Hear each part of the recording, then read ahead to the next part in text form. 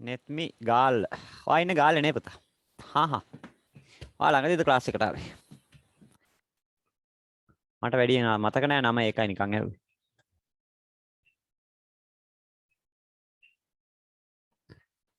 ළඟදී ආවේ නෑ නැද්ද?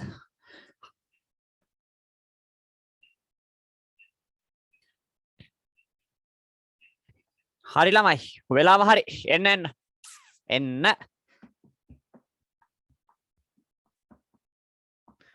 නමට ඉස්සරහන් දිස්ත්‍රික්කයේම ගහගෙන එන්නකො. මෙන්න මෙහෙම. අපි හිතමු නම නිසල් කියලා. අපි හිතමු නම නිසල් කියලා. හරිද? අපි නිකන් හිතමු නම නිසල් කියලා. අපි හිතමු මෙයා ඉන්නේ නුවර කියලා. එතකොට මේ විදිහට දාන්න. අන්න හරියම ෂෝක් එකකට තියෙනවා.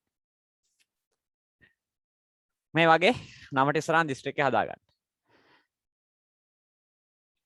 ජිස්ව කොහමද ජිස්ව? මම කතා කරන්න කැහනොත් දන්නේ නේ ළමයි.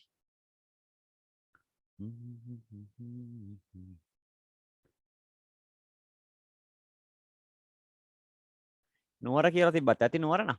එහෙනවා. කතා කරන එක ඇහෙනවා නම විතරක් වෙනස් කරගන්න පුළුවන් තාමත් එන ගම.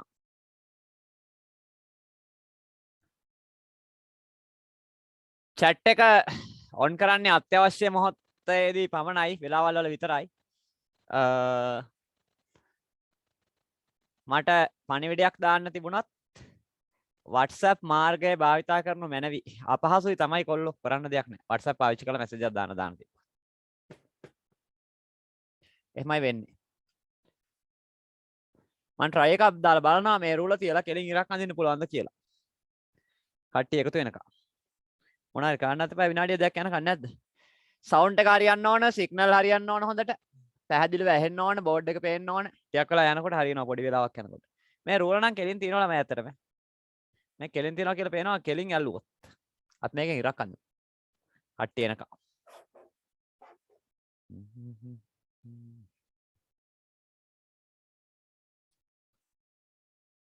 ඔන්න බලන්න රූල තියලා ඉරක් අඳපුවම පේන විදිහ.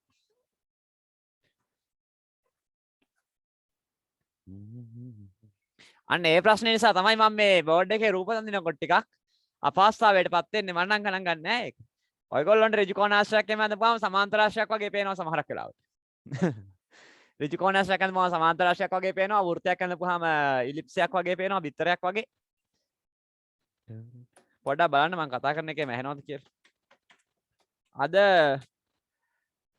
10 සහ 11 කියන ශ්‍රේණි දෙකේම අයට එන්න කියලා කිව්වා. අබේ වික්‍රම ගාල්ල. හොඳයි ඈ. මේ ක්ලාස් එකට අද ඊයේ සම්බන්ධ වෙන අය දිස්ත්‍රික්කයයි නමයි දාලා තියෙනවා නිකන්. සිංහලෙන් දාලා තියෙනවා. මට ඉංග්‍රීසි බෑ කියලා දන්නව නැද්ද? සිංහලෙන් දාන්න සිංහල. ඔයගොල්ලන්ට පේපර් එකක් දාලා තිබුණා ළමයි. මට මතක විදියට බස්නාහිර පළාත් 2019 පේපර් එකක්ද කොහොමද සමහරකට මේ පේපර් එක ගණන් මීට කලින් හදලත් ඇති ළමයි. ඒක නම් කමන්නේ නැහැ. එකම ගාන අපි ළමයි 10 පාරක් හැදුවත් වැඩි වෙන්නේ නැහැ. නෑ. එකම ගාන 10 පාරක් හැදුවත් වැඩි වෙන්නේ නැහැ මේ විදියට නම දාගන්න. මොකද ඇවිල්ලා මේ ඒකෙන් වෙන්නේ අපිට ඒ වගේ ගානක් හදන්න තියෙන හැකියාව වැඩි වෙනවා. හරිද? වැදගත්ම කාරණේ කියන්නද හොඳම සහ ලස්සනම කාරණේ. අපිට යම් කිසි දෙයක් අවබෝධ වෙන්නේ අපි ඒකට දක්වන ආසාව මත පදනම් කරගෙන. ඒකට අපි කැමති වෙන්න ඕනේ. ඔයගොල්ලන්ට හොඳට ෆෝන් එක කපන්න පුළුවන්. ඒ වැඩ පුළුවන් නේ නියමට සුපිරිවට. ගේම් එකම ගන්නවද? ෆෝන් එක කපන්න පුළුවන් නේ හොඳට. ඇයි? ෆෝන් එක කපන්න අපි හරි ආසයි. ඒ නිසා ඒක කපන්න පුළුවන් අවුලක් නෑ. ඒකේ ඕන තැනකට ගියාක YouTube, Facebook ඕන එක මාරු වෙන්න පුළුවන්. Google එකේ ගේම් වල settings වල හැමතැනම දුවන්න පුළුවන්. දඩබඩ ගාලා අම්මා හැරෙනකොට ළමයා ගිහිල්ලා ඉවරයි. අන්න හොඳට පුළුවන්. ඒ වැඩ. ඒකට අපි කැමති නිසා තමයි එහෙම පුළුවන් වෙලා තියෙන්නේ. කැමැත්තමත් තමයි හැමදේම වෙන්නේ. අපිට කැමැත් දේවල් වලට වැඩිපුර හැකියාවක් නැති වෙනවා. මොලේ පුරුදු වෙනවා කැමැත් දේවල් ටික හොඳට මතක තියාගෙන ඉන්න. එතකොට ඒක හරියට මතකයි. ආයේ මේ වීඩියෝ එකක් එහෙම බලන්න YouTube එකට යන්න අලුතෙන් කල්පනා කරන්නේ නැහැ. ඊයේ ගියේ කොහමද පෙරේදා ගියේ කොහමද කියන. මතකයි හරියට. ඩවුන්ලෝඩ් කරගන්න ඕන නම් ඒ වගේ වැඩ පුළුවන් ටක් ගන්න. ඒ කියන්නේ ඔළුව හුරු වෙන්නෙම අපි කැමති දේවල් වලට අපි මොකද කරන්නේ ඒකට? අපිට ප්‍රයෝජනයක් තියෙන දෙයකට කැමති වෙන්න ඕන. එතකොට හරි. වැඩ පටන් ගමු එනවා ළමයි. පොඩි මැසේජ් එකක් දාන්න මට. මං කතා කරන එක ඇහෙනවද ඊට පස්සේ බෝඩ් එක පේනවද කියලා ඔව් නම් ඔව් නෑ නම් නෑ කියලා chat එකෙන් දාන්න. Zoom chat එකෙන් දාන්න. සුලෝචන දිස්ත්‍රික්කේ නෑ කමක් නෑ සුලෝචන නම් අඳුරනවානේ හොඳටම. සුලෝචන නම් හොඳටම අඳුරන නිසා ප්‍රශ්නයක් නෑ දිස්ත්‍රික්කය දැම්ම නම් හොඳයි.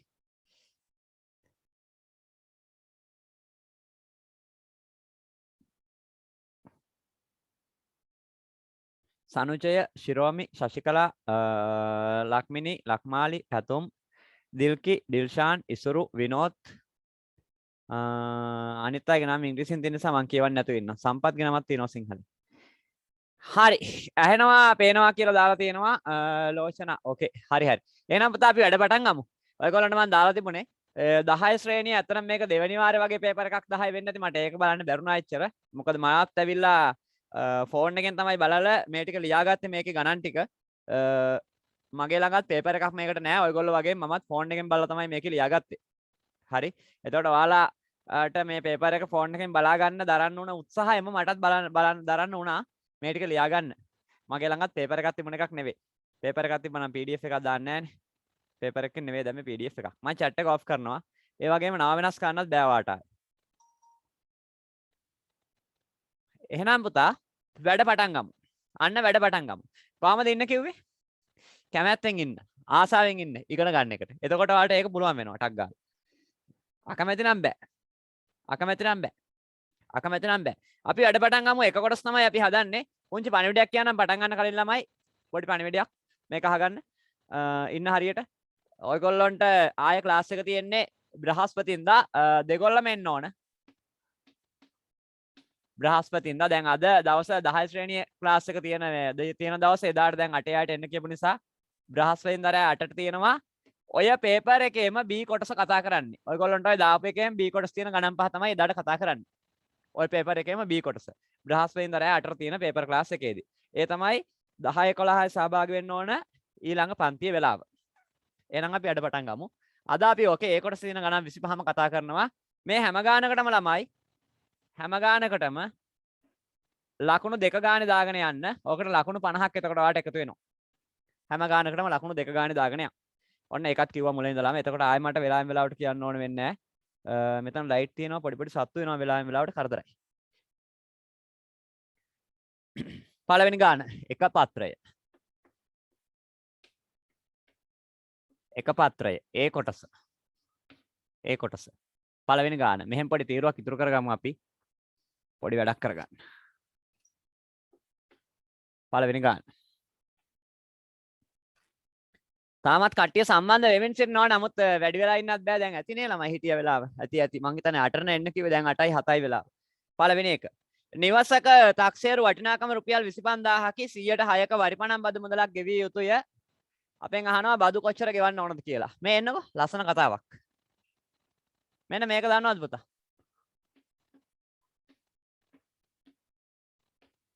අකුරු මෙහෙම තමයි මගේ ඈ. මේවා දන්නවද? පුනරාවර්තන වියදම්. පුනරාවර්තන වියදම්. මොනවද පුනරාවර්තන වියදම් කියන්නේ? ළමයි මොනවටද පුනරාවර්තන වියදම් කියලා කියන්නේ? රජයක් පවත්වාගෙන යනකොට එයාලා රටේ ඉන්න මිනිස්සුන්ට දෙන්න ඕන සෞඛ්‍ය පහසුකම්. මම මේ දෙනවද නැද්ද මන් දන්නේ නැහැ. දෙන්න ඕන. හරි. ඊට පස්සේ අධ්‍යාපන පහසුකම් දෙන්න ඕන. ඔයගොල්ලෝ ඉස්කෝලේ ගියාට අච්චුපත් වලට සල්ලි ගන්න නැහැ. නෑ පෙළපත් වලට ගන්න නැහනේ. නැහැ. එහෙම ගන්න නැහැ. ප්‍රයිවට් ක්ලාස් වල වගේ ඉස්කෝලේ සල්ලි ගන්න නැහැ ඉස්කෝලේ යනකොට. අධ්‍යාපන පහසුකම්. රාජ්‍ය සේවකයන්ට වැටුප් ගෙවන්න ඕන.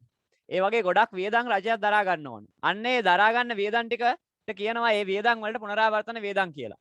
මේ පුනරාවර්තන වියදම් කවර් කරගන්න රජය උපක්‍රම දෙකක් යොදනවා. එකක් තමයි ඍජු බදු. ඍජු බදු. අනිත් එක තමයි වක්‍ර බදු. අකුරු ඔහම තමයි ඈ. වක්‍ර බදු කියන එක අහගෙන ඉන්න. මේ පුනරාවර්තන වියදම් තමයි පුතා රජයකට රටේ ජනතාව පාලනය කරන්න යන වියදම්. එයාලා මේ වියදම් කවර් කරගන්න ප්‍රධාන ආදායම් මාර්ගය තමයි බදු කියලා කියන්නේ. ටැක්ස්. එතකොට ඍජු බදු තියෙනවා, වක්‍ර බදු තියෙනවා. මෙන්න මේ ඍජු බදු වලට තමයි ඔය වරිපණම් අයිති වෙන්නේ. වරිපණම්. ඊට පස්සේ මේකට තමයි පුතා ආදායම් බදු. ආදායම ලක්ෂ 5ට වඩා වැඩි වුණාම ගහන්නේ ආදායම් බදු. තීරු බදු. පිට රටින් බාන්න මෙහෙට ගෙන්නනකොට ගහන ඒවා තීරු බදු. ඊට පස්සේ මේකට තව ගොඩාක් වර්ග තියෙනවා. බදු වර්ග. හරිද? සුද්දෝ ඉන්න කාලේ බල්ලොන්ටත් ගැහුවා කිව්වේ බලු බද්දා. ඒ වගේ ඒවා. හරිද? සුද්දෝ ඉන්න කාලේ දැන් නෙවෙයි.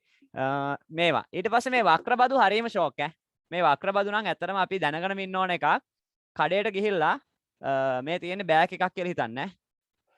බෑග් එකක් තියෙන්නේ. මේ බෑග් එකට පුතා ආවා කඩේට ගිහිල්ලා ඔයාලා ගෙවල් ළඟ කඩේට ගිහිල්ලා ගෙවල් ළඟ කඩේට ගිහිල්ලා හරිද? ගෙවල් ළඟ කඩේට ගිහිල්ලා රුපියල් 1000ක බඩු ගේනවා. රුපියල් 1000ක් මුදලාලට බඩු ගේනවා රුපියල් 1000ක් දීලා. ඇත්තටම ඔයා දන්නව වුණත් නැතුව වුණත් මේ රුපියල් 1000 පුතා රුපියල් 600ක විතර තමයි බඩු තියෙන්නේ. අපි බහණ්ඩ කියලා කියන්නේ. අපි මිලදී ගන්නා බහණ්ඩ තියෙන්නේ රුපියල් 600ක විතර. තව රුපියල් 400ක විතර තියෙන්නේ බඩු. ඒක තමයි ඇත්ත. රුපියල් 1000ක කඩේට ගිහින් බඩු අරගෙන එනකොට මොන හරි වෙළඳ ද්‍රව්‍ය වගේක් ගේනකොට ඒකෙන් රුපියල් 600ක විතර තමයි මන් දන්න විදිහට බහණ්ඩ හම්බෙන්නේ. ඊටු ටිකට බදු තමයි හම්බෙලා තියෙන්නේ. ඒක අපි දන්නේ නැහැ. ගොඩක් වෙලාවට වක්‍ර බදු. අපි පාවිච්චි කරන ෆෝන් කාඩ් එකට පවා බදු අය කරනවා. ඔයගොල්ලෝ දාගන්න Zoom පැකේජ් එක රුපියල් 149ට දුන්නාට මොබිටෙල් එකෙන් 165ක් ගන්නකොට රුපියල් 15ක් බදු. අපි යම් පළවෙනි ගානට. එහෙනම් ඒ තමයි බදු. නිවසක තාක්ෂේරු වටිනාකම රුපියල් 25000කි. ආදායම් බදු දෙපාර්තමේන්තුව මම දන්න විදිහට මේක තාක්ෂේරු කරන්න පුතා. එයාලා රුපියල් 25000ක් කියලා තාක්ෂේරු කරලා තියෙනවා. එයාලා අය කරනවා 106ක බදු ප්‍රතිශතයක් වරිපණම් විදිහට. අපෙන් අහනවා කොච්චරක් ගෙවන්න ඕනද කියලා. හරි ලේසි. මේ දෙකට මේ දෙක කපලා දැම්මා. 25 සරක් 6 කියන්නේ 150යි. මේ බිඳුව දාන්න ඕන. වාර්ෂික වරිපණම් බදු මුදල රුපියල් 1500යි. 1500යි. චුට්ටක් මේක මං හරිද කියලා කට්ටියෙන් අහන්නම් මේ පේපර් එකද හම්බුනේ කියලා දැනගන්නත් එක්ක දාන්න බාන්න ළමයි මේක හරිනම් හරි කියලා පොඩි මැසේජ් එකක්. එතකොට මට දැනගන්න පුළුවන් මන් දී පේපර් එක තියෙන්නේ කියලා දැනගන්න පුළුවන්. ඒකයි. වෙන එකක්වත් ඇවිත් තිබ්බොත් එහෙම හදිසි එනකොට මගෙන් කවුරුත් හොරකම් කරලා වෙන එකක්වත් දැම්ම නම් එහෙම මගෙන් ඉඳලා WhatsApp නම් එහෙම දාන්න බෑ. WhatsApp දාන්න බෑ. Zoom නම් පුළුවන් දාන්න. දන්නවද පුතා? දන්නේ නැහනේ. WhatsApp වල අපි දාන එකමයි යන්නේ අනිත් එක්කෙනාට. Zoom එකේ දැන් ඔයගොල්ලෝ දාන මැසේජ් එක Zoom එකේ කම්පැනි එකට පුළුවන් වෙනස් කරලා එවන්න. එහෙට ගිහින් එන්න. හරි. බොහොම ස්තුතියි. එහෙනම් chat එක off කරනවා. ගණන් ටික හදාන්න යන්න දඩබඩ ගාලා. පළවෙනි එකට 1500යි. ලකුණු දෙකක් දාගන්න හරි දාගන්න. අපි දෙවෙනි එකට අංක දෙකට. කලබලයක් නැහැ. මගේ වැඩවල කලබල නැහැ ඉතින්. හිමීට කරන්න. දෙක. කලබලයට ගණන් හදන්න බෑ ළමයි. පරිමිතිය හොයන්න කියලා කේන්ද්‍රික ඛණ්ඩයක් දීලා තියෙනවා. මම කේන්ද්‍රික ඛණ්ඩය මුලින්ම මෙහෙන් අඳින්නම් මේ විදිහට. නිකන් ආසන්න වශයෙන් රූපයක්. මෙතන ඍජු කෝණයක් දාලා තියෙනවා යාලා. මේක 7 cm කියලා දීලා තියෙනවා. මේකත් 7යි. ඒකෙත් 7යි තමයි කොහමද අරේනේ. AB O කේන්ද්‍රික ඛණ්ඩය. මේ කේන්ද්‍රික ඛණ්ඩයේ පරිමිතිය හදන්න කියලා අපිට කියන්නේ. මේ එන්නකො කට්ටියම. දන්නවද පුතා මේ කේන්ද්‍රික ඛණ්ඩයට තියෙනවා මෙන්න මේ කොටස රවුමකින් ඡාපයෙන් ආපු කොටස. වෘත්තයකින් කොටසකුත් තියෙනවා. ඔන්න බලන්න මම පාට කරපු ටික චුට්ටක් පේනවා නම් බලන්න පුළුවන් වෘත්තයකින් කොටසකුත් තියෙනවා මේකට. කේන්ද්‍රික ඛණ්ඩයක් කියන්නේ වෘත්තයකින් කොටසකුත් තියෙනවා. වෘත්තයකින් කොටසකුත් තියෙනවා. දැන් මේක 90 හින්දා අපි දන්නවා 4න් එකයි. ඊට අමතරව මේ කේන්ද්‍රික ඛණ්ඩයේ පරිමිතිය හොයන්න කියපුවාම මේ පාත් දෙකක් ගන්න ඕන අරේවල් දෙකකුත් තියෙනවා. මෙයා සෙන්ටිමීටර් 7යි. එතකොට අරේවල් දෙකකුත් තියෙනවා. ඡාප දිගකුත් තියෙනවා. ওই ටික ඔක්කොම එකතු වෙන්න ඕන පරිමිතිය එන්න නම්. ඒ හින්දා මෙහෙම ගමු. රවුම් කාලක් හින්දා 4න් එක ගමු. 4න් එක. මේ ටිකේ එන්නේ 25R නේ. රවුමම තිබ්බනම් 25R. එතකොට මෙන්න රවුම් කාලයි. 25R. ඊට පස්සේ ඊට අමතරවත් ඔයාලට ගන්න වෙනවා පුතා අරේවම් දෙකක් තියෙන නිසා 2R කියලා. මේ තමයි සූත්‍රය. මේකට මේකම ලියන්න ඕනේ නැහැ. 4න් එක ලියන්න නැතුව ලියන්න පුළුවන් දෙක කපලා 2න් එකයි කියලා. මම කිව්වේ සාමාන්‍යයෙන් ලියනකොට සූත්‍රය මෙහෙම තමයි ලියන්න වෙන්නේ. ඔන්න බලන්න. 4න් එකයි 25R දාන 2R. අපි ආදේශ කරලා බලමු. 4න් එක වැඩි කිරීම 2 වැඩි කිරීම 7න් 22 වැඩි කිරීම R කියන්නේ 7යි කියලා ඒක දීලා තිබුණා. R 7යි 25R. ඊට පස්සේ එකතු කරන්න ඕන 2 වැඩි කිරීම R. මේ 2 වැඩි කිරීම R ගන්න මෙන්න මේ දෙන්න එකතු වෙන්න ඕන නිසා. දැන් බලමු අපි හදලා මේක මේ මතක තියාගන්න මේ පැත්තේ R දාන්න ඕනේ නැහැ. 7 දැම්මක අපිට. අර 7යිනේ. මතක තියාගන්න ඕන එකක් තියෙනවා පුතා. මේ තියෙන 7කට මෙහෙ එකක් කපන්න බෑ ඔයාලට. මෙතන එකතු කිරීමේ ලකුණක් තියෙන නිසා කපන්න බෑ එහා පැත්තේ. මේ පැත්ත වෙනම හදන්න ඕන. 7ට 7 ඒවා 1යි. 2ට 2 ඒවා 1යි. 4ට 2 ඒවා 2යි. 2ට 2 ඒවා 1යි. 22ට 2 ඒවා 11යි. මේ පැත්තෙන් එනවා 11ක්. චාප දිග 11යි මේ පැත්තෙන් එනවා 14ක්. එතකොට 14යි 10යි 24යි සෙන්ටිමීටර් 25ක් තමයි එන්න ඕනේ. දෙවෙනි එකට එන්න ඕනේ සෙන්ටිමීටර් 25ක්. පළවෙනි එකට එන්න ඕනේ රුපියල් 1500ක්. පොඩි මැසේජ් එකක් කට්ටියම දාන්න බලන්න හරිනම් හරි කියලා. මට මගේ ගානත් හරිද කියලා බලාගෙනම ගියාක් එතකොට. ඔව් කියලා දාන්න ඇති. හරි කියලා දාන්න නැත්නම් ඒත් වැඩි ඕනේ. හරි. අපි තුන්වෙනි ගානට යමු. ටක් ගාලා ලියාගන්න වෙනවා යාළුවා මම මකනවා මේක. රෙකෝඩ් වෙනවනේ අවුලක් නැහැ මකනවා. ඕන්න රෙකෝඩ් එක බලන්න පොඩ්ඩක් වෙලා ගියාන. ඔව්. හරි. එහෙනම් තුන්වෙනි ගානට යමු. ලකුණු දෙකක් දාගන්න. අංක 3. මට තප්පර දෙකක් දෙන්න පුතා. ෆෝන් එකේ සවුන්ඩ් එක අඩු කරලා තියලන්න බැරුණා. දැන් ඒක ටින් ටින් ගාලා සද්ද ඇහෙනවා වෙලාවෙ වෙලාවට. ඔයගොල්ලෝ මැසේජ් දාන ඒවයි අනිත් ළමයි දාන ඒවයි ඇහෙනවා. හරි. තුන්වෙනි ගාන. පොඩි සමීකරණයක් දීලා තියෙන ඒක නම් පැහැදිලි කරන්න මොකුත් නැහැ. 4 බෙදීම x සමානයි 2යි කියලා දීලා තියෙනවා විසඳන්න. හරි ලේසි. 4 කීයෙන් බෙදුවොත් දෙකක් එන්නේ කියලා නෝ යහන්නේ. එහෙනම් අපි මොකද කරන්නේ? මෙතෙන් එන්න ඕන නම් 2 ඉතින් කොහමත්. මේක හදන්න විදියක් මම මේ කල්පනා කරේ. ඔයාලට පුළුවන් ඕන නම් පුතා මේක හරස් ගුණිතය දාගන්න. හරස් ගුණිතේ නැත්නම් විදියක් තියෙනවා තව විදියකුත් මෙහෙම ලියා ගන්නත් පුළුවන් මේක. හිතලා හදන්නත් පුළුවන් නිකන්. මේකට යටින් 1 ලියා ගන්න. එතකොට හරස් ගුණිතය දැන් මේක පහසු වෙන්නේ. x වරක් 2 2x මේක මෙහෙට ගුණ කරා මේක මෙහෙට ගුණ කරා 4 වරක් 1 4යි 2x සමානයි 4යි කියන්නේ x සමානයි 2යි මොකද මේක දෙකෙන් අපිට බෙදන්න පුළුවන් නිසා x සමානයි 2යි මම ළමයි මේ කොලේ ලියාගත් එක නිසා සමහරකට මම ගාන ලියනකොට වෙනස් වුණා නම් පොඩි උදව්වක් කරන්නේ නැහැ ගාන වෙනස් එකක් එහෙම ලිව්වොත් මම බෝඩ් එකේ මට ටක් ගාලා WhatsApp එකෙන් දාන්න මැසේජ් එකක් මේක නෙවෙයි තියෙන්නේ පේපර් එකේ කියලා මාත් ෆෝන් එකෙන් බලලා ලියාගත්තා එතකොට x සමානයි 2යි 4 දෙකෙන් බෙදුවොත් 2යි අපි යන් 4 වෙනි ගානට ලකුණු දෙකක් දාගන්න අර උත්තරය ආවනම් ගාන ඒක නම් ඒ උත්තරේ අංක 4 ABC හා PQR අංග සම වීමට ත්‍රිකෝණ අංග සම වීමට අවශ්‍ය වෙන අනෙක් අංගය ලියා අංග සම වන අවස්ථාව ලියන්න අන්න හොඳ ගානක් තියෙනවා එන්න එහෙම එකක්වත් දෙන්න ඕන දෙනකොට මෙහෙම ත්‍රිකෝණයක් තියෙනවා එකක් අනිත් එක අනිත් පැත්තට ඇඳලා තියෙනවා මෙහෙම මම නිකන් ආසන්න වශයෙන් අඳින්න පුතේ A B මෙතන වෙන්නේ නැති C මේ තමයි එක ත්‍රිකෝණයක් මේ පාදයට මේ පාදය සමානයි කියලා දීලා තියෙනවා අපි මේකට යමු මේ ත්‍රිකෝණය PQR මේ අකුරු ටික චුට්ටක් බලන්න මෙතනම තියෙනවා නම් හරි ළමයි මම දාන එක අකුරු මාරු වෙලා ගියොත් ඔයාලයි පිළිතුරත් එක්ක ගැලපෙන්නේ නැතුව ඒ සමහරක් එක මම පොඩ්ඩක් අහන්නම් උත්තරේ සරිද කියලා ඔයාගොල්ලෝන් එතකොට හරි මෙහෙම ත්‍රිකෝණ දෙකක් දීලා තියෙනවා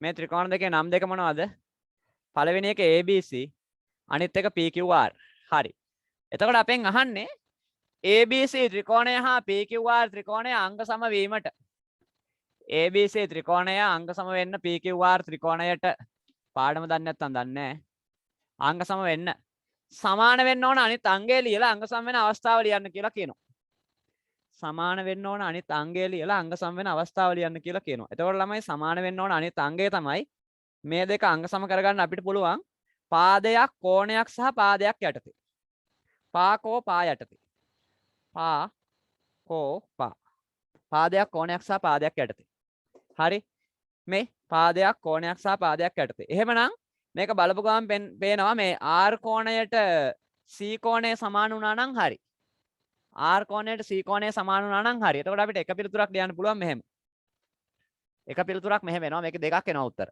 එකක් තමයි AC B කෝණය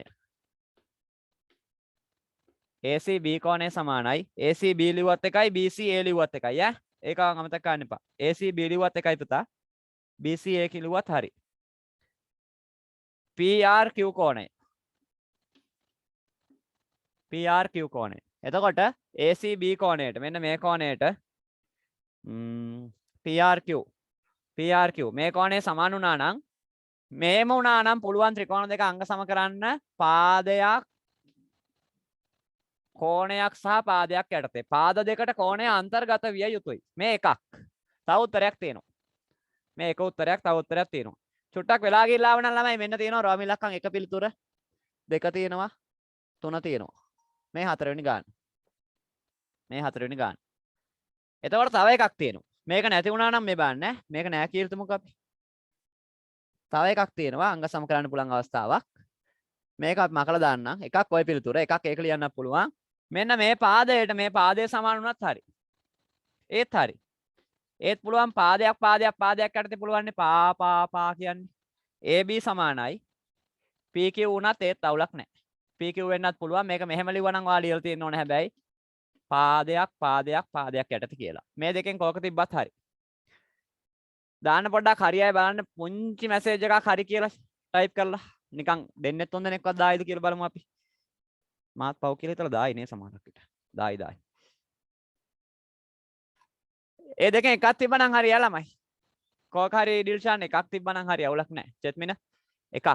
කෝක හරි එකක් තිබ්බනම් ඇති. මේකත් හරි අනිත් එකත් හරි.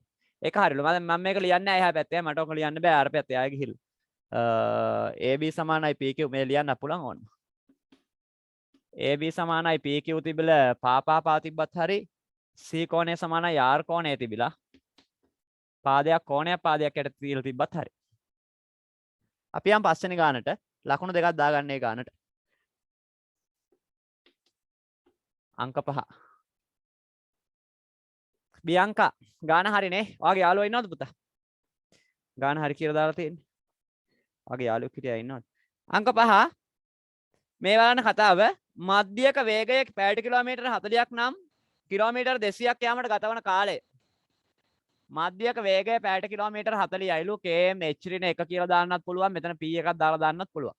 මේ කියන්නේ වාහනයක් ළමයි සාමාන්‍යයෙන් ගමන් කරන වේගය. සාමාන්‍යයෙන්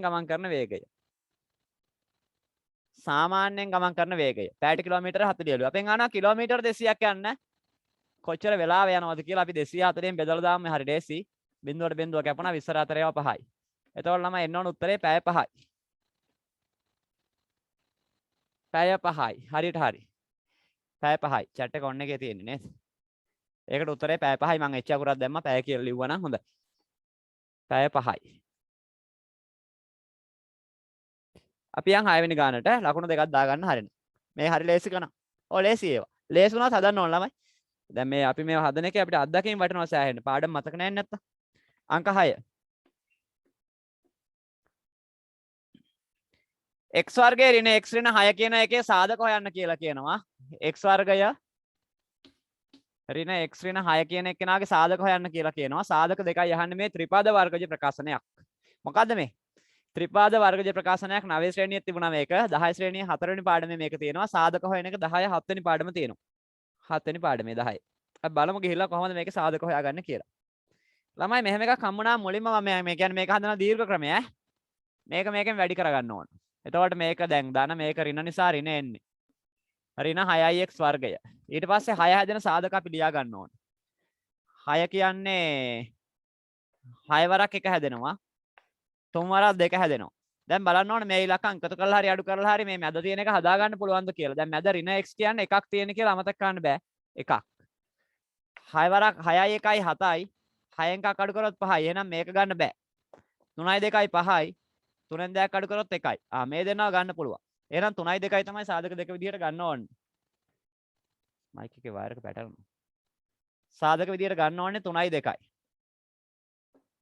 දැන් පරිස්සම් වෙන්න ඕනේ මේකට ලකුණු දානකොට මේ දෙකට ලකුණු දානකොට දාන්න ඕන ඍණ එකක් එන විදිහට මේ දෙක එකතුව. මේ දෙක එකතුව පුතා ඍණ එකක් එන්න දාන්න ඕනේ. එතකොට දැන් වැරදිලා හරි මේකට ඍණ දාලා මේකට ධන දැම්මොත් වැරදි. එතකොට ධන එකක් එන්නේ. එහෙනම් ලොකු එක ඍණ වෙලා පොඩි එක ධන වෙන්න ඕනේ. මෙතන x තියෙන නිසා වර්ගයක් දෙකටම x දාන්න ඕනේ. හරි ලේසි. මේක මෙතෙන්ට හදුවා නම් මෙතනින් එහාට හදන්න හරියම ලේසි අතරම මේක පොඩි දෙයයි තියෙන පුතා. මෙහෙම දාගන්න වරහන් දෙකක් බය නැතුව. මේක x වර්ගයට එක තියෙනවා නම් ඈ දෙක එහෙම තියෙනවා නම් දාන්න එපා වරහන් දෙකක්. ඒක වෙනම එකක්. මේකට මේ දෙන්න අරන් හදන්න ඕනේ. මෙතන එක තියෙනවා නම් පුංචි දෙයයි තියෙන්නේ. එක සාධකයක් තමයි x ඍණ 3. අනිත් සාධකය තමයි x ධන 2. මේ දෙන්නව එහෙට මෙහෙට මාරුණා කියලා ගැටලුවක් නැහැ. එකක් x ඍණ 3යි අනිත් එක x ධන 2යි. x වර්ගයක් x වර්ගය එනවා. ඍණ 3ෙන් දෙකක් අඩු වුණාම ඍණ 1 එනවා. ඍණ 3 ධන 2කින් වැඩි වුණාම ඍණ 6 එනවා. ගුණ කරපුවාම හරි. එහෙනම් මේකේ පිළිතුරු වෙන්න ඕන එක සාධකයක් x ඍණ 3 අනිත් සාධක x ධන 2. ඔන්න අපි 6 වෙනි ගාන හැදුවා. අංක 7ට යන්. 7 වෙනි එකට. හරි දාගන්න නැත්නම් ලියා ගන්න හරි එක. හරි දාගන්න හරි නැත්නම් හරි එක ලියා ගන්න. මේක හැබැයි මේ 11 ළමෙක් හදනවා නම් මෙහෙම හදන්න එපා ඇත්තටම. තේරුණාද?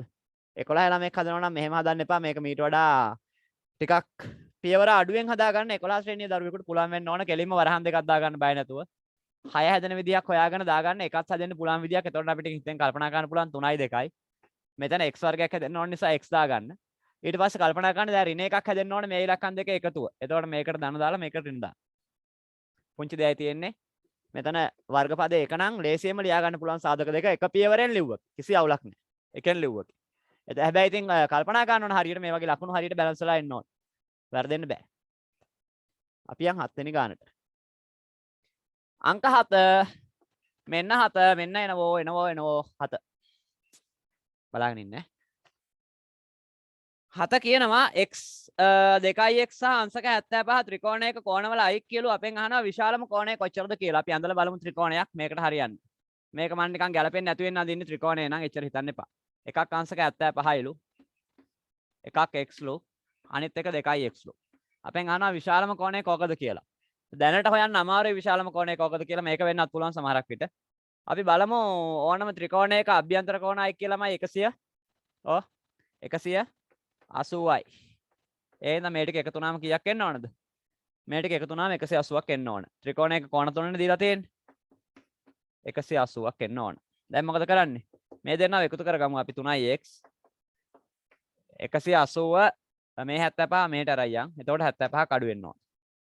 75 කඩු කරනවා. එතකොට මෙතන 3x ඇවිල්ලා හරි ලේසි වැඩේ. 80ක් අඩු කරොත් 100ක් එනවා. ඒ නිසා 105ක් එනවා. 105ක් එනවා. 3x 105යි හින්දා 3ෙන් බෙදන්න ඕනේ x හොයා ගන්න. 105 3ෙන් බෙදන්න ඕන. 10ට 3 ඒවා 3යි. එකක් ඉතුරුයි 15ට 3 ඒවා 5යි. x කියන්නේ අංශක 35යි. x කියන්නේ අංශක 35යි. එතකොට ඔතන ළමයි ත්‍රිකෝණයට අකුරු දාලා තියෙනවද? මම අකුරු මොකෝ නෑ. අකුරු නෑනේ නේ. රූපයක් නෑනේ. මේක 35යි. මේක 35 ඒවා දෙකක් 70යි. 70යි 30යි 100යි 105යි 70යි 170 105යි 70යි 175යි 180යි. එතකොට විශාලම කෝණයේ අංශක 75ම තමයි. ඔයාගේ පිළිතුර වෙන්න ඕන අංශක 75. අනිත් දෙක ඊට වඩා අඩුයි ටිකක්. 5ක් අඩුයි. අංශක 75යි විශාලම කෝණය. පොඩ්ඩක් දාන්න මාළම ඒ ගාන හරිද කියලා. දාන්න චුට්ටක් බලන්න ඒක හරිනම් හරි කියලා පොඩි මැසේජ් එකක්. ඒකේ මොනවද දාන්න තිබ්බේ? ඒක හරියන්න ඕනේ. ඒක හරි මේ හරි වෙනස් විදිය ගානක් නැද්ද? මේ දෙක දීලා විශාලම එකක් දීලා අපෙන් අහනවා ලොකුම එක කොකද කියලා. හැබැයි ඉතින් ගානක් තියෙනවා. ගානක් නෑ නෙවෙයි. ත්‍රිකෝණයක අභ්‍යන්තර කෝණයක් කිය දැනගන්න ඕනේ. මේවා දැනගෙන හදන්න ඕනේ. පොඩි වැඩකුත් තියෙනවා නැත්තේත් නෑ ඉතින්. නමුත් ඒක මේ අර හිතන්න බෑ අපිට ඒකම ඒ කියලා උත්තරේට. කොහම හරි ඒකම එන්න තමයි දීලා තියෙන්නේ. දීපු එකම එනවා. අංශක 75 තමයි විශාලම කෝණය. අපි යන් 8 වෙනි ගානට. අංක 8. මෙන්න තියෙනවා වෙලා ගිල්ලාව නම් 1 2 3 4 5 6 7ේම උත්තර ටික තියෙනවා.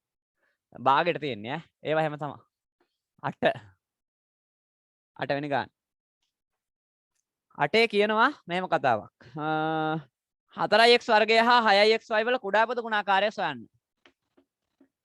4x වර්ගය සහ 6xy කියන පද දෙකේ කුඩා පද ගුණාකාරය හොයන්න තියෙනවා. මේක ඇත්තටම පුතා මේ මෙහෙම ලියලා මම පෙන්නන්නම් මේ 10 ශ්‍රේණිය 12 වෙනි පාඩම. විචිය ප්‍රකාශනවල කුඩා පද ගුණාකාරය. 4x වර්ගය 6xy. ඔයා මේක ලේසියෙන් මෙහෙම ලියා ගන්න කොළො දීපුවාම. මේක ලියා ගන්න ප්‍රථමක සංඛ්‍යාවල ගුණිතයක් විදිහට. මේ ඉලක්කම 4 දියන්න බෑ මේකට ඔයාලට. ප්‍රථමක සංඛ්‍යාවල ගුණිතයක් විදිහට තමයි ලියන්නේ. එතකොට තමයි ඒක හරියට මෙන්න ගොඩක් පද දුන්නොත්. එතකොට දෙවරක් 2 4යි x වරක් x. x වර්ගය ලිව්වත් ගැටලුවක් නැහැ. මෙතන 6 ලියන්න පුළුවන් අපිට ප්‍රථමක සංඛ්‍යාව වලින් දෙවරක් 3 6යි. x වරක් y. x වාරයක් y. ඔන්න සාධක වලට ලිව්වා මේ ටික. හරිම ලේසි වැඩේ. කුඩා පද ගුණාකාරය දන්නව නේ ළමයි. මේ බලන්නකො. 4න් එකට අපිට 3න් දෙයක් එකතු කරන්න තිබ්බොත් අපි කරන්නේ පොදු හරය 12 ගන්නවා. මෙන්න මේ තමයි කුඩා පද ගුණාකාරය. එතකොට මේ දෙකට වඩා ලොකු එකක් එන්නේ මෙතන. දැන් මේකේ බලන්න ඕනේ පුතා වැඩිම බලයන් තියෙන තැන් හැම සාධකේම. දෙකේවා වැඩියෙන්ම තියෙන්නේ මෙතන. ඒ හින්දා දෙකේවා දෙකක් ගන්න ඕනේ. එතකොට මේ දෙක කැපිලා යනවා ඈ. ඒක ගන්න ආයේ. තුනේවා වැඩියෙන්ම තියෙන්නේ මෙතන 1යි. ඒක ගත්තාම ආයේ තුනේවා නැති නිසා ගැටලුවක් නැහැ. x ඒවා වැඩියෙන්ම තියෙන්නේ මෙතන. x ඒවා ගන්න ඕන දෙකක්. එතකොට මේ දෙක ගත්තාම මේක නිකම්ම කැපිලා යනවා. y ඒවා කොහොමද තියෙන්නේ 1යි ඒකත් ගන්න ඕන. එතකොට උත්තරේ එනවා 2 වරක් 2 4යි 4 වරක් 3 12යි. x වල දෙවෙනි බලයයි y 1යි. 12යි x වර්ගයයි y. මේ තමයි මෙයාගේ පිළිතුර. 12යි x වර්ගයයි y. 12යි y x වර්ගය ලිව්වත් හරි. 12යි x වර්ගයයි y තමයි කුඩා පද ගුණාකාරය. 4යි x වර්ගය සහ 6යි x y වල. මොකද මේ දෙකම බෙදෙන්න ඕන අරකෙන්. 10යි x හරි අරක බෙදන්න පුළුවන්. එතකොට 3යි y එනවා. අරක බෙදන්න පුළුවන්. එතකොට 2යි x එනවා. අපි යන් අංක 9ට. මේ තමයි 8 වෙනි එක. පස්සේ පොඩ්ඩක් වෙනසක් තිබ්බොත් දාන්න පුතා මේ මෙන්න මේ ගාන ආයෙ බලන්න කියලා දාන්න ඕනේ. මම මොකද මේ ලියා ගන්නකොට පොඩ්ඩක් වෙලාස් වෙනවා තිබ්බොත් හදනේවත් වරදින්න ඉඩ තියෙනවා. 9 වෙනි ගාන අංක 9. අපි 8ක් කතා කරලා ඉවරයි. අංක 9. ඔන්න ගාන කියවනවා අහගෙන ඉන්න. රුපියල් 80000ක් වන පරිගණකයක් ගෙන්වීමේදී රුපියල් 12000ක තීරු බද්දක් ගෙව්වේ නම් බදු ප්‍රතිශතය අහනවා අපේ. මෙන්න මේ පිට රටේ ඉඳලා බහන්න ගෙන්නකොට ළමයි හරිම කරදරයකටපත් වෙන්න වෙනවා ගෙන්නන අයට. මෙන්න මේ ගෙවන්න ඕන බදු. මේ තීරු බදු කියන්නේ ළමයි රටේ තියෙන ප්‍රධානම ආදායම් මාර්ගය අතර. ඇයි දන්නවද? සාමාන්‍යයෙන් තීරු බදු ගහනවා සමහර භාණ්ඩ වලට 75ක් විතර. වීල් එකක් වගේ ගෙනාවොත් ලක්ෂ 3කට විතර මං ගියා ලක්ෂ 3කට වීල් එකක් ගෙනා බයික් එකක් කියමුකෝ. 1 2 3 4 5යි. බයික් එකක් ලක්ෂ 3කට ගෙනාවොත් මේක ලක්ෂ 4,75,000ක් විතර වෙනවා ලංකාව ඇතුළට ගන්නකොට. ඒ කියන්නේ දැන් ඉන්දියාවේ මේක ගෙනාවා නම් ලක්ෂ 3කට ගෙනාවා නම් අපි මේක දැන් වරායෙන් ගන්නවා කියමුකෝ. වරායෙන් මෙහාට ගෙවන්න රජයට ගෙවන්න ඕන තව 1,75,000ක් විතර වැඩියෙන් සාමාන්‍යයෙන්. තීරු බදු. ඒක ඇවිල්ලා රජයට ගෙවන්න ඕන වාහන ගෙන්නන කම්පැනි එක. බජාජ් නම් බජාජ්. TVS නම් TVS ඕන එකක්. හරිද? එතකොට දැන් කොහම වෙලා හරි ওই ගාන ගෙවන්න වෙන්නේ අන්තිමේට බයික් එක ගන්න එක. බයික් එක ගන්න එක තමයි අන්තිමේට ওই ගාන ගෙවන්න ඕනේ. එතකොට දැන් මං ගත්තොත් වාහනයක් රුපියල් ලක්ෂ මේ බයික් එකක් ගත්තොත් 4,75,000ක් දීලා මං දැන් දන්නේ නැති වුණාට මං රජයට රුපියල් 1,75,000ක් දීලා තියෙනවා බයික් එක ගන්නකොට. කනගාටුදායකයි නේ. ඒක තමයි කියන්නේ. ඒක තමයි හැටි. හරිද? රජයටත් මං දීලා තියෙනවා බයික් එකේ ගානට අමතරව ඔච්චර ගානක්. එතකොට දැන් රුපියල් ලක්ෂ 60ක් 70ක් වෙන වෑන් එකක් වගේ ගෙන්නවොත් සමහරකට ලක්ෂ 25ක් 30ක් විතර රජයට බදු විදියට යනවා. ඒවා තමයි තීරු බදු. ඒක රජයේ ප්‍රධාන ආදායම් මාර්ගයක්. හරිද? ඔය ලොකු ලුණු එහෙම තීරු බදු අයින් කරපුවාම ගණන් අඩු වෙන්නේ ඊට ගමන් 115ක් ගහලා තියෙන ලොකු ලුණු වලට මම දන්න විදියට. රුපියල් 100යි නම් කිලෝ එක 115යි ගේනකොට. 100ට හැන්දුනට 115යි අපිට දෙනකොට. තව වැඩි වෙනවනේ. මේකේ කියන්නේ 80000යිලු පරිගණකය. ගෙන්නනකොට ගෙවපු බදු මුදල රුපියල් 12000යිලු පුතා. බදු මුදල රුපියල් 12000යිලු. එතකොට ඔන්න බලන්න 80000ට ගෙවලා තියෙනවා 12000. 80000ට 12000ක් ගෙවුවා නම් අපෙන් අහන්නේ 100ට කීයද කියලා. ප්‍රතිශතය තමයි අහන්නේ. එතකොට මේක මේ විදිහට තමයි දාගන්න ඕනේ. අපි කපලා බලමු බිංදු ටික මේකෙන් බිංදු 4ක් කපලා දැම්මකි. මේකෙන් බිංදු 3ක් සහ මේකෙන් බිංදුවක් කපන්න පුළුවන් අපිට. එතකොට තවත් කැපෙනවා මේක. 8ට 2 ඒවා 4යි. 10ට 2 ඒවා 5යි. මේක මෙහෙටත් කැපුවකි 4ට 4 ඒවා 1යි 12ට 4 ඒවා 3යි. 3 වරක් 5 115යි. මේක නම් අඩුයි නේ එතකොට. මේක නම් අඩුයි සෑහෙන්න. 100 ඔය ඒක බහන්න වල හැටියට වෙනස් වෙනවා 115යි. මම කොට තව පාරක් හදලා බලන්න. 0.0.0යි 12000 බෙදන්න ඕන 80000න් 80000යි පරිගණකයේ ගාන 100ට කීයද කියලා අහනවා.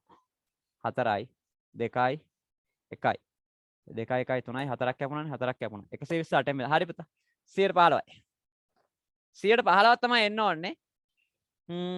කීයද 9 වෙනි ගානට පිළිතුර. එතකොට මේ විදුලි උපකරණ වලටත් ඒකත් ඉතින් ලේසි නෑ. දැන් කම්පියුටරේ රුපියල් 80000ට ගන්න තියෙන එක දැන් අපි ගෙවන්න එපයි 92000ක් ඒකට. තව කඩේ ලාභය. එතකොට 100ට 15යි ඒකට ආවේ.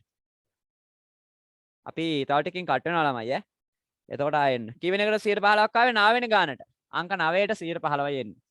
9 වෙනි ගානට. ප්‍රතිශතය අංක 10. තීරු බදු ප්‍රතිශතය 115යි. ඔයගොල්ලෝ දැන් ගත්තොත් එහෙම කඩෙන් ගිහලා ෆෝන් එකක් ළමයි. ෆෝන් එක වල රුපියල් 20000ට දෙනවා නම් මතක තියාගන්න රුපියල් 5000ක් විතර රජයටත් දීලා තමයි ඔය ෆෝන් එක අරන් තියන්නේ ඈ. මතක තියාගන්න. ඔය දැන් ළඟ තියෙන ෆෝන් එක රුපියල් 20000යි නම් 5000ක්වත් රජයටත් දීලා තියෙනවා. 5000 නැත්නම් 3000ක්වත් දීලා තියෙනවා අඩුම තරමේ. ඔය කොහොමද පිටරට හදපු එකක් නේ. ලංකාවේ හදපු එකක් නෙවෙයිනේ. ලංකාවේ කොහොමද ෆෝන් හදන්නේ නැද්ද? අංක 10 වීචීය භාග ගාණක් තියෙනවා. 2x බෙදීම 9 එකතු කිරීම x බෙදීම 3 කියලා. මේ අපේ 10 වෙනි ගාණ. කටුනොත් ආයෙන්න පුතේ. 47 දෙනෙක් ඉන්නවා ක්ලාස් එකේ. හොඳයි හැමෝම ඇවිත් ඉන්නවා ක්ලාස් එකට 10 11 දෙගොල්ලම. ආපු නැති අය රෙකෝඩ් එක බලයි සමහරක් විට දෙතුන් දෙනෙක් කිව්වා ක්ලාස් එකක් තියෙනවා කියලා එයාලා ඕන කියලා රෙකෝඩ් එක. තුන් දෙනෙක් කියලා තිබුණා. එයයි බලයි. දැන් පොදු හරය ගන්න ඕන ගාණ හදන්න. එකතු ගාණ තියෙන 9 ගත්තා. 9ට 9 1යි පුතා 1 වරක් 2 2x. 9ට 9 1යි ළමයි 1 වරක් 2 2x එකතු කිරීම. 9ට 3 3යි 3 වරක් x 3x. එතකොට 5x බෙදීම 9 තමයි මේකේ පිළිතුර විදිහට එන්නේ. මේක නම් හරිද කියලා චුට්ටක් අහන්න වෙනවා කට්ටියගෙන්. මේක හරියට ආවා නම් මට පොඩි මැසේජ් එකක් දාන්න හරි කියලා. දාන්න. ඔයගොල්ලෝ හොඳයි දානවා කීප ගමන්. ඒ කවුලක් නෑ. chat එක off කරලා තියනවා කියලා තරහ නෑ නේද? කවිෂා මේක හරිද? හරිනේ. ඒක පුංචි ගානක් නේ ලක්මිනි. පොඩි ගානක් නේ. ලක්මාලි හරි ගාන. ඊට පස්සේ අකිල හරිනේ. පැතුම් හරි. ඕකේ හොඳයි ළමයි. හොඳයි. අපි යන් පේපර් එකෙන් අපි ගණන් 10ක් හදුවා. තව ගණන් 15ක් අපිට හදන්න තියෙනවා අදට. 15ක් තියෙනවා. දැන් 10ක් හැදුවා. ඒ කියන්නේ ලකුණු 20ක ඒවා අපි හදලා තියෙනවා දැනට. තව ලකුණු 30ල් ගාන හරිනේ. හොඳයි. අදත් ගොඩක් වෙලා යන එකක් නෑ ළමයි. මම ගොඩක් වෙලා ගන්න ඕන ගණන් වලට ගන්නවා ගොඩක්. අපි අංක 11. 11 කතා කරන්නේ. ආයෙ අරහෙට උත්තර දාන්න ඕනේ නැතු වෙයි කියලා මට හිතෙනවා. කොකටද දාමු 10 වෙනි එකට ආවේ. අමතකයි ගා උත්තරේ. 5x බෙදීම 9ද කොහෙද? සත්‍ය ප්‍රකාශන තෝරන්න කියනවා. මම මේ ටික ලියන්නේ නැහැ බෝඩ් එකේ ළමයි. ලියන්නේ නැහැ. ඇඳලා පෙන්නනවා. මේකේ තියෙනවා ප්‍රකාශන තුනක්. 1යි 2යි 3යි. ප්‍රකාශන තුනක් තියෙනවා මේකේ. මම මේක කියන්නම් කොහමද එන්නේ කියලා. සෑම සමාන්තර ආශ්‍රයයකම සම්මුඛ පාද සමානයි. ඔයගොල්ලෝ දන්නවද ළමයි සමාන්තර ආශ්‍රය වර්ග කීයක් තියෙනවද කියලා?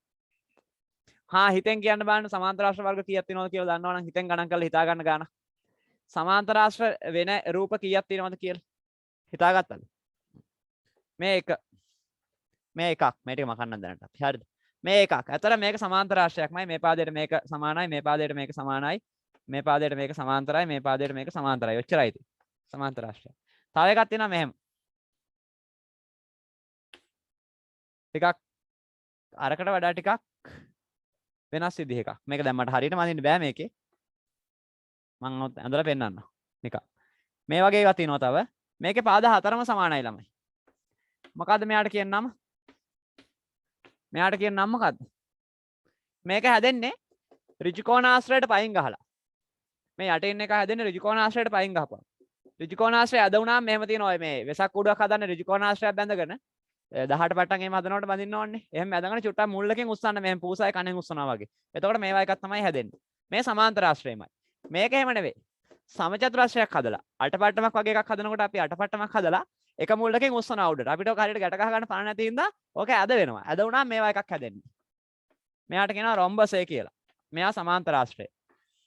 අමතකද මන්දා? ඍජුකෝණාශ්‍රය කියලා කියන්නේත් පුතා සමාන්තර ආශ්‍රයකට. මල කෙලියයි නැද්ද? ඍජුකෝණාශ්‍රය කියලා කියන්නේ සමාන්තර ආශ්‍රයක්. දැන් මතක තියාගන්න. ඍජුකෝණාශ්‍රය කියන්නේ සමාන්තර ආශ්‍රයක්. ඉවරයි. සමචතුරාශ්‍රය කියලා කියන්නේ සමාන්තර ආශ්‍රයක්. සමචතුරාශ්‍රය කියලා කියන්නේ සමාන්තර ආශ්‍රයක්. ඇත්තට මේක සමාන්තර ආශ්‍රයක්. සමාන්තර ආශ්‍රය වර්ග 4ක් තියෙනවා ළම. මේ සමාන්තර ආශ්‍රයමයි මේ රොම්බසය විශේෂ ලක්ෂණ සහිත සමාන්තර ආශ්‍රයක් රොම්බසය කියන්නේ. මොකද්ද විශේෂ ලක්ෂණය? පාද හතරම දිග සමානයි. බද්ධ පාද සමානයි. ඍජුකෝණාශ්‍රයත් එහෙමයි. විශේෂ ලක්ෂණ සහිත සමාන්තර ආශ්‍රයක්. මොකද්ද විශේෂත්වය? කෝණ හතරම විශාලත්වය සමානයි. මේවයි කෝණ හතරම සමාන නැහැ. සමාන නැහැ. සමචතුරාශ්‍රයත් එහෙමයි. විශේෂ ලක්ෂණ සහිත සමාන්තර ආශ්‍රයක්. 10 ශ්‍රේණිය 16 17 පාඩම් වලදී මේවා කතා කරනවා. ඔයාලා ලියන්න දීලා තියෙනවා මගේ ක්ලාස් එකේ හිටපු ළමයිට. බලන්නකො චුට්ටක් නැත්තම්. මේ හතර දෙනාම සමාන්තර ආශ්‍රය. පුතා දැන් ওই කරුණු බලනකොට මේ හතර දෙනාම සලකලා බලන්න ඕන. දැනගෙන හිටියේ නැත්තම් දැන් දැනගන්න මේ හතර දෙනාම සමාන්තර ආශ්‍රය කියලා. හරිද? සමාන්තර ආශ්‍රයක් වෙන්න තියෙන මූලික ලක්ෂණය තමයි සම්මුඛ පාද සමාන්තර විය යුතුයි. තේරුණාද? සම්මුඛ පාද සමාන්තර වෙන්න ඕන. ඉස්සරහින් ඉන්න පාද සමාන්තර වෙන්න ඕන. දැන් ඉතින් මං අහන්නද? මේක මේකට සමාන්තර නැද්ද? සමාන්තරයිනේ.